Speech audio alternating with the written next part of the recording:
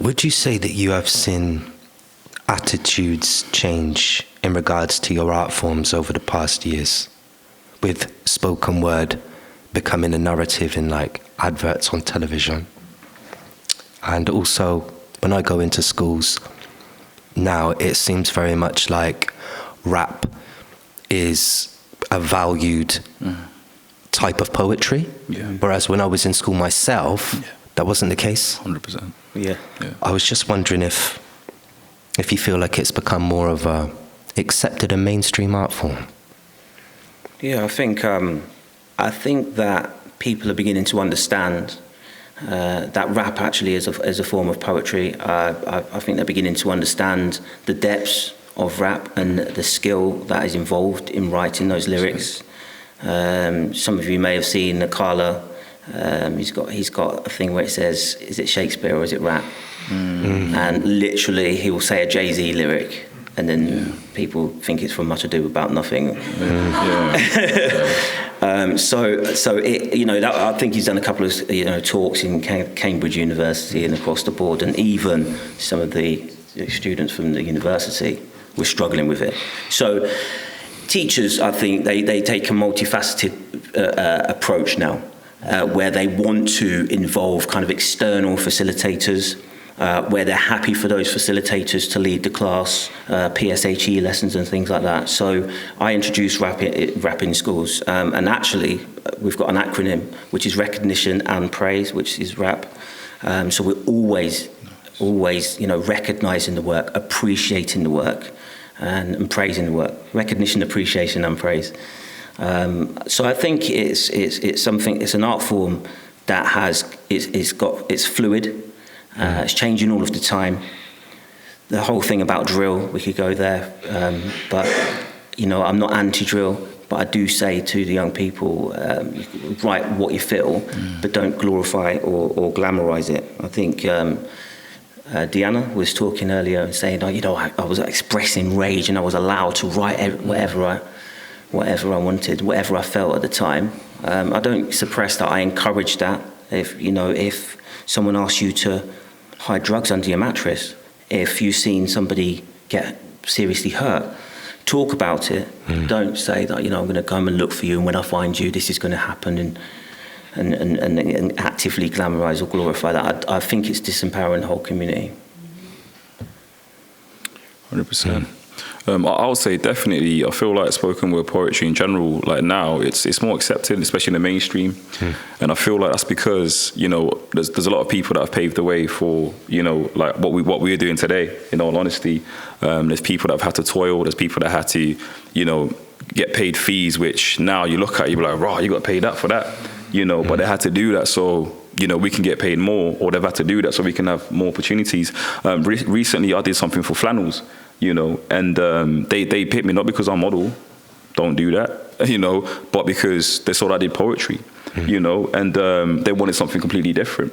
So it's one of those things where, there's definitely this sort of like urge to have more poets, and I feel like it's probably because of the times that we're in.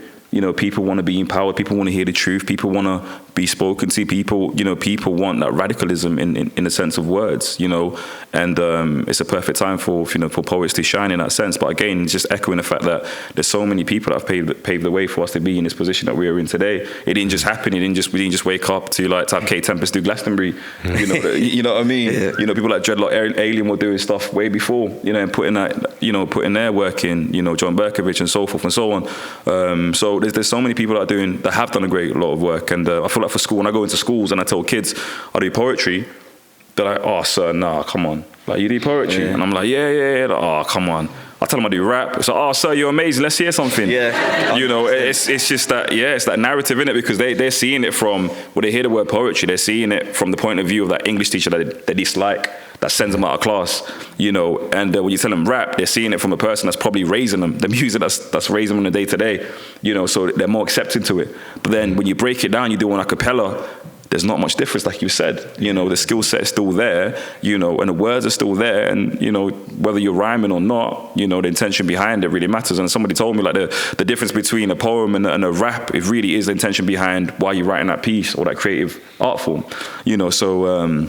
So it really is that, it's that thing. Yeah, I think as well, sometimes if you ask them to write about a significant event that's happened in their lives and they might feel comfortable rapping it, then you take the music away or you take the beat away and they say, well, okay, slow that down and say it to me. You know, when we said about taking away the glorification and the glamour of it, actually talking about, so, okay, what happened? Did you go and live with your granddad because your parents split up, and then did your granddad pass away? Something like that. And then they might write it, and you will actually see tears in their eyes because they're reading back their own adversity. 100%. And we start by, you know, sometimes we write mind maps. Mind maps is key, and when we're working with in children's homes and things like that, sometimes I say, okay, this is environment in the middle. Put the word environment in the middle. I say, tell me about your environment. And they literally kind of spew it out onto the page. And we say, we'll put the good things in green, the bad things in red, maybe. And they stand back. And I say, is this something that a 12-year-old young person should be involved, be seeing and hearing? And when you see their face, it's absolutely heartbreaking, to be honest.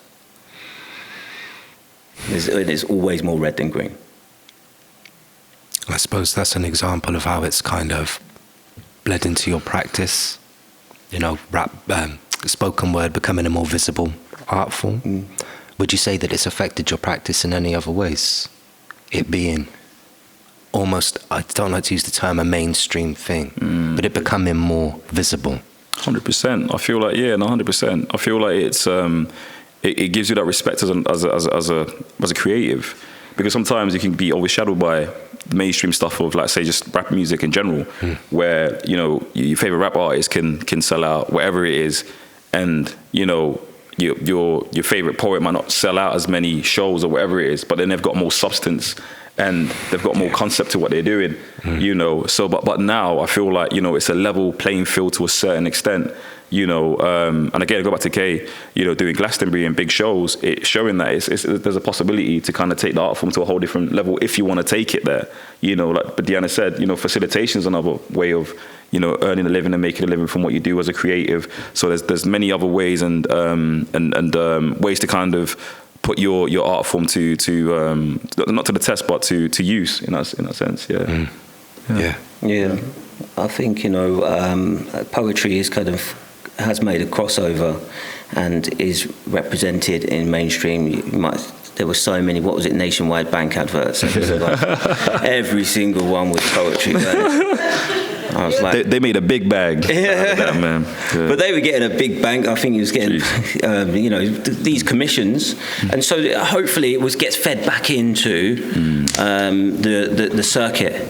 Because the circuit is a living, breathing thing, and it's like a village or town. We know people up in Leeds, then we go down to, I don't know, Brighton, and we go to Liverpool, and we recognise people, and we, you know, tip our hat, and it's almost like that was the core, and then things are developing off of the back of it, you know.